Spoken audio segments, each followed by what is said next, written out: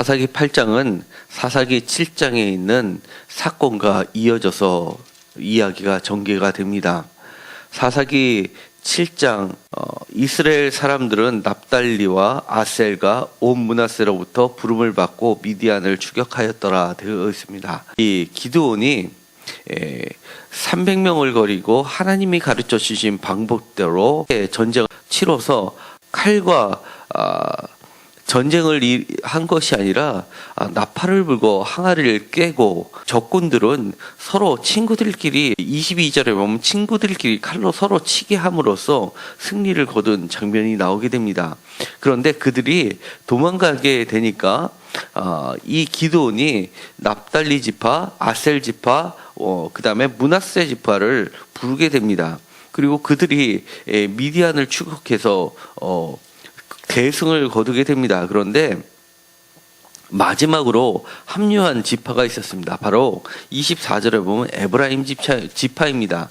결정적인 승리를 굳히게 됩니다. 그것이 바로 미디안의 두 방배 오렙과 스웹을 사로잡고 오렙은 바위에서 죽이고 스웹은 포도주틀에서 죽였다라고 되어 있습니다.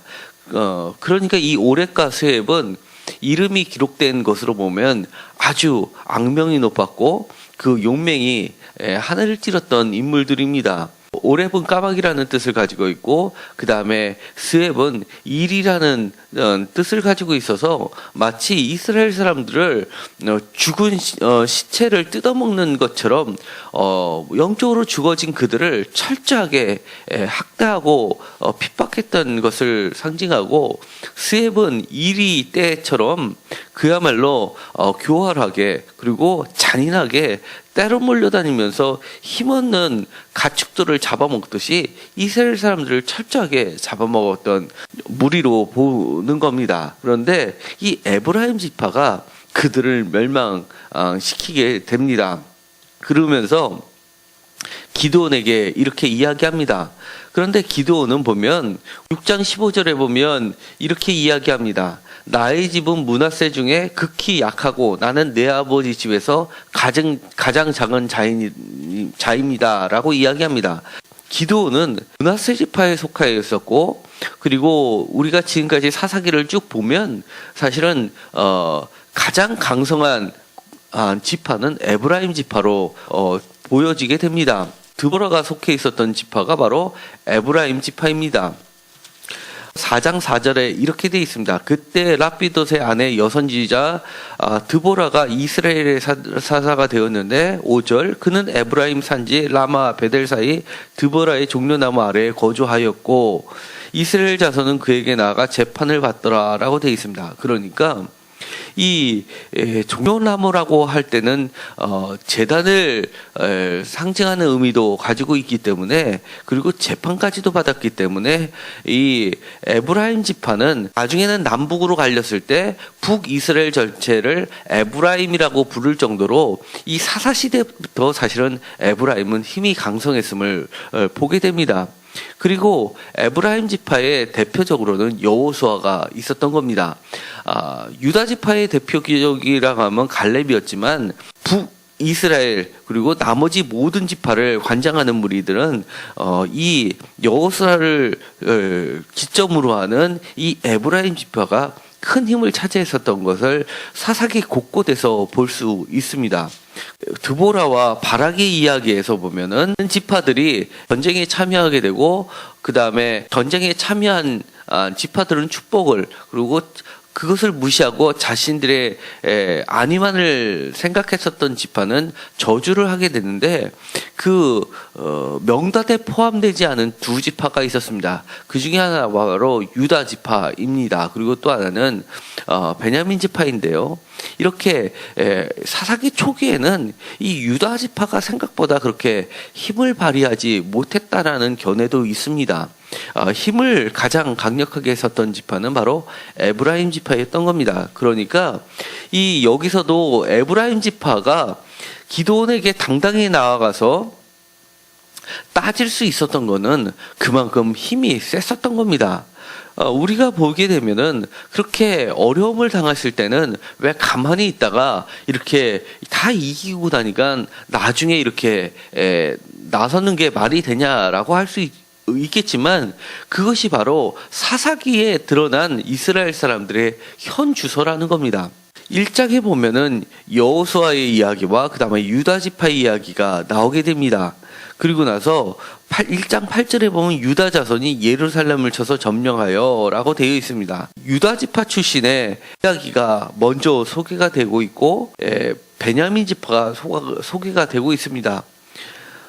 그런데 베냐민 지파를 소개할 때는 21절에 보면 예루살렘에 거주하는 여부스 족속을 쫓아내지 못했다라고 이야기하고, 그 다음부터 바로 이어지는 게 바로 요셉 가문입니다. 요셉 가문 하면은 에브라임 지파와 므낫세 지파가 있습니다. 장자는 므낫세이지만 축복은 동생인 에브라임을 하게 함으로써 에브라임 지파가 더욱 강성했음을 보게 됩니다.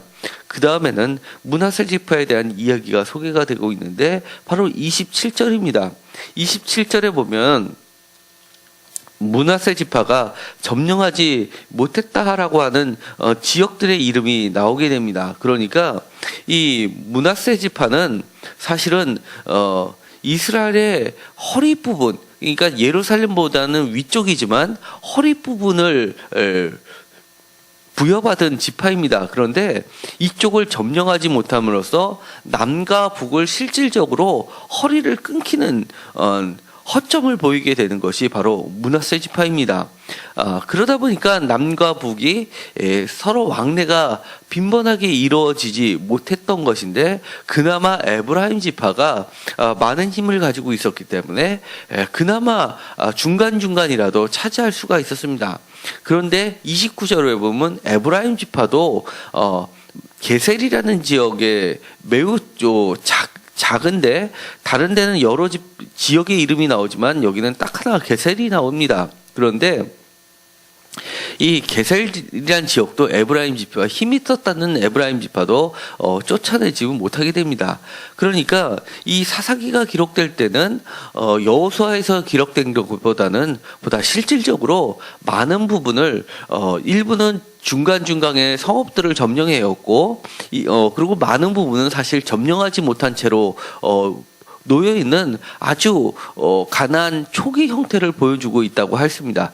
이스라엘이 가나안에서 하나의 통일된 형태로 취해져 있는 것이 아니라 지파 간이 사실은 독립된 나라처럼 보이고, 어떠한 특별한 일이 있을 때는 연락병을 취해서 서로 힘을 합쳐서 연합군의 형태로서 공동의 형제들의 일들을 감당했었던 걸 보게 됩니다. 그런데 이렇게 그들이 온전히 쫓아내지 못한 지역들이 있었음에도 불구하고 하나님께서 함께 하시사 이 기드온에 의해서 미디안을 쫓아내는 승리를 잡게 된 겁니다. 에브라임 지파가 다시 한번 그들의 힘을 과시하고 나타냈던 겁니다. 외부의 적을 몰아내고 나니까 그 다음에 더 큰 적이 하나 나타난 거나 마찬가지입니다. 기드온한테 있어서는 에브라임 지파는 감당하기 어려운 지파였었던 것이 분명합니다. 그러면서 이렇게 이야기합니다. 에브라임의 끝물 포도가 아비에셀의 만물 포도보다 낫지 아니하냐라고 이야기합니다. 에브라임에서도 가장 작게 여기는 것이 아비에셀, 그러니까 이 기드온이 속했었던 집안이 아비에셀입니다. 아비에셀의 만물 포도보다 낫지 아니하냐라고 하니까 기드온이 자기가 전쟁에서 거둔 그런 승전보보다 최고의 승전보다도 훨씬 에브라임의 가장 작은 성과가 더 뛰어나다라는 것을 이야기합니다. 그러자 이 에브라임 지파는 그거에 대해서 노여움을 풀고 에브라임 지파와 므낫세 지파 사이에는, 그러니까 기드온이 속한 므낫세 지파 사이에는 전쟁이 벌어지지 않고 그것으로 마무리가 되게 됩니다. 그리고 나서는 4절부터는 다시 한번 300명이 요단강에 이르러서 하면서 다른 지파들과 함께 나오는 이야기들이 전개가 됩니다. 그런 걸로 봐서는 에브라임 지파 한 지파만 하더라도 이 기드온과 300명과 다른 지파들의 연합군보다도 훨씬 힘이 막강했음을 보여줍니다. 여기서 보면은 이렇게 기드온이 에브라임 지파, 자기에게 반기를 들고 나오는 에브라임 지파에 대해서 이렇게 좋은 말로 설득했을 수 있고, 이것은 힘의 전쟁이 아니라 정치적인 승리로 보게 되는데요. 이렇게 하는 것이 하나님이 그를 사사로 세워줬던 지혜가 함께 있었기 때문이다라고 해석하는 학자들도 있습니다. 그리고 그렇지 않고 이 기드온이 이룬 첫 번째 승리라는 것은 사실은 오합지졸 300명을 거느리고 싸움 한번 제대로 하지 않고 승리를 거두다 보니까 아직까지는 기드온 주위에는 기드온을 따르는 사람이 300명뿐이 되지 않았기 때문에 그 작은 오합지졸을 가지고 커다란 에브라임 지파를 상대하기에는 턱없이 부족했음을 기드온 자신이 누구보다 잘 알고 있기 때문에 싸움을 피한 것이다 라고 보는 견해들도 있습니다. 어쨌든 간에 이 내부와의 싸움은 마무리가 되게 됩니다. 그런데 이것을 제가 보기에는 기드온이 하나님의 영이 충만해서 하나의 그 지파 간의 연합을 위해서 스스로 그렇게 힘이 있었지만서도 그를 달래면서 지도자의 모습을 갖췄다고 보기 어려운 것이 나오게 됩니다. 왜냐하면 곧 이어서 나오는 이야기가 5절에 보면 숫곳 사람들, 8절에 보면 분우엘 사람들에 대한 적대적인 이야기가 소개되고 있기 때문에 그가 자신보다 힘이 약한 자는 철저하게 짓밟는 모습을 보면 이 앞에 있는 부분은 에브라임과의 관계는 힘 있는 자에게는 꼼짝 못하는 그런 기드온의 모습을 보여주는 것이 해석이 오히려 더 적합한 것으로 보여집니다. 여기에서 이렇게 마치 민낯을 드러내듯이 부끄러운 모습을 그대로 보여주는 것은 바로 성서의 힘이라고 할 수 있습니다. 있는 그대로 기록을 하면서 그 가운데서 하나님의 뜻을 드러내는 것이 있습니다. 이처럼 이스라엘 사람들은 하나님의 택하심을 받기에는 너무나 부족한 사람들이었다는 겁니다. 그럼에도 불구하고 하나님께서는 그들을 일방적으로 선택하셔서 은혜를 주시고 그들을 하나님의 자녀들로 삼아주셨다는 하나님의 은혜를 드러내고 있습니다. 그들에게 있어서는 1장부터 이어지는 것이 바로 외부에 놓인 적을 제대로 다스리지 못함으로써 실패의 첫 발짝을 내딛는 모습을 보여줬다면, 바로 8장에서는 내부의 적에 대해서 그들이 승리하지 못함으로써 이렇게 실패의 길을 가고 있는 모습을 보여주는 적나라한 모습입니다. 하나님께서는 우리에게 외부적인 적도 주셨고 내부적인 적도 주셨습니다. 여호수아서 1장에 보면 외부적인 적을 각 지파마다 할당된 지역에 놓여 있는 그런 적들을 충분히 감당할 수 있음에도 불구하고 감당하지 못함으로 인해서 끊임없이 이스라엘 전체가 어려움을 겪을 수밖에 없는 것을 드러낸다면, 바로 이 8장 1절에서 소개되고 있는 에브라임 지파는 힘이 강했음에도 불구하고 외부적인 적을 몰아내고 그리고 나서 내부의 평화를 이루면서 하나님이 주셨던 아름다운 이스라엘이라는 집을 세우는데 열심을 내기보다는 내가 먼저인 내부적인 적 앞에 무릎을 꿇게 되는 에브라임 지파를 보여주는 것이라고 할 수 있습니다.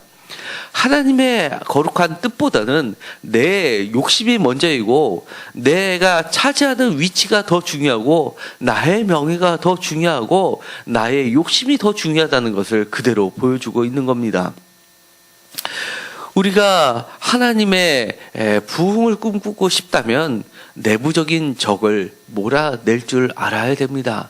내 안에 가려져 있는, 내 안에 숨겨져 있는 부끄러운 모습을 샅샅이 칼로 도려내면서 진면할 때 비로소 우리가 하나님의 집으로 세워져 가게 됨을 우리는 깨달을 필요가 있습니다. 또한 밖으로 놓여 있는 적들에 대해서도 과감히 하나님을 의지하면서 하나씩 하나씩 점령해 나갈 때 그것이 남과 북을 이어주는 온전한 이스라엘을 형성해 갈 수 있음을 또한 사사기는 우리에게 가르쳐주고 있는 겁니다. 우리 앞에 놓여 있는 외부적인 적, 그것이 무엇일까요? 그 적을 하나님께 기도하시면서 그 적들은 이미 나에게 주신 밥이라는 것을 다시 한번 기억하고 기도하면서 영적으로 이겨 나갈 수 있게 되기를 바랍니다. 그리고 더욱 중요한 것은 그것을 이기고 승리했을 때 바로 곧바로 찾아오는 내부적인 적에 대해서도 우리는 철저하게 승리를 해야만 된다는 것을 알려주고 있습니다. 비록 지금 보여준 것처럼 오레카 스엡을 이기는 외부적인 적을 이기고 나서 그 승리감에 도취하여서 결국은 내부적인 적 앞에서 철저히 무너지게 될 때는 온전한 이스라엘이 세워질 수 없음을 오늘의 성경 말씀은 가르쳐주고 있는 겁니다. 내가 버려야 될 것, 내가 취하지 않아야 될 것을 과감하게 하나님 앞에서 그대로 고백하면서 그것들을 버리면서 철저한 승리를 이루는 우리 모두가 되기를 간절히 소망합니다. 기도하고 마치기로 하겠습니다.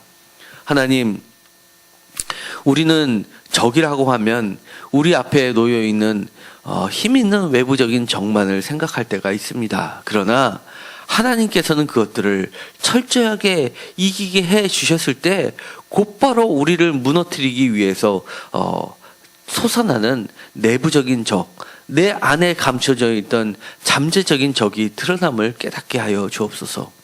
우리가 외부적인 적을 몰아내는 것도 중요하지만 보다 철저하게 내 안에 감춰져 있는 죄악들을 철저하게 회개하고 멸할 수 있는 우리들이 되게 하여 주옵소서. 그리하여서 하나님께서 우리가 도저히 하나님의 자녀라고 부를 수 없는 그런 존재라 하더라도 하나님의 은혜로 우리를 선택해 주셨고 우리를 하나님의 자녀로 세워주셨을 때 우리가 온전히 우리의 내부적인 죄들을 제거버림으로써 하나님의 자녀로 거듭나게 하여 주옵소서. 예수님의 이름으로 기도드렸습니다. 아멘.